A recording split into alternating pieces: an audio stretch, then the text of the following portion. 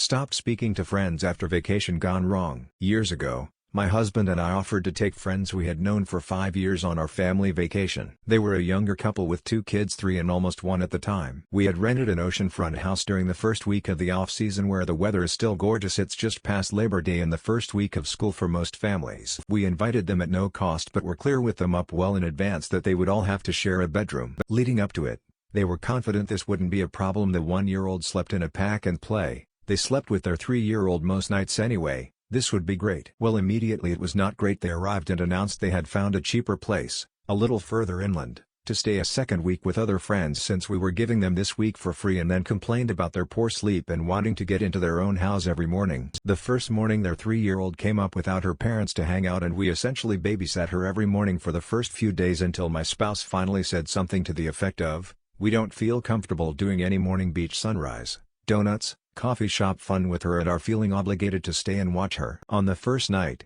the 1-year-old was served spaghetti and sauce. On the ivory carpeted portion of the floor and a 2 or 3 foot area of carpet remained stained by red sauce the whole week. Our friends didn't ever clean it up properly. During the week, the 1-year-old also lost the remote to the television and we could never watch TV upstairs and never found the remote. After days of looking, Mom quipped that he likes to throw things in the trash. We probably should have looked there. At this point garbage day had come and gone. We also learned on this trip that our friends were free-range parents, which apparently means making your 3-year-old everyone else's problem. Like letting your 3-year-old run around the beach while you sit in beach chairs, hanging out with other families, making your kid some stranger's problem to feed and give water to, sometimes very far away 300-500 feet at the ocean. The 3-year-old was very unsupervised, which was extremely challenging to watch because it felt like the onus of responsibility was put on everyone else including us. One day, after a nap, the little girl walked out of her bedroom and tried to go to the ocean without us and got stuck in the dune outside. Little versions of this happened all week and contributed to why we were hesitant to watch their 3-year-old in the mornings. As adults, we had fun hanging out aside from kids, although we were admittedly on edge about their parenting choices. Then night 5 of vacation, my teenager watched the kids so we could go out to adult dinner. We went to our one fancy dinner and met up with another couple in the area. I cut up my wedge salad and the mom snarked that only a 6-year-old would cut up an entire salad like that at a restaurant like this. The next day they announced their second house opened early and they would be able to leave a day early. We went out separate ways for dinner the last night we were together and avoided them. Then on the last day, when the husband said they'd like to meet up for pizza after they wrapped up moving into their other place,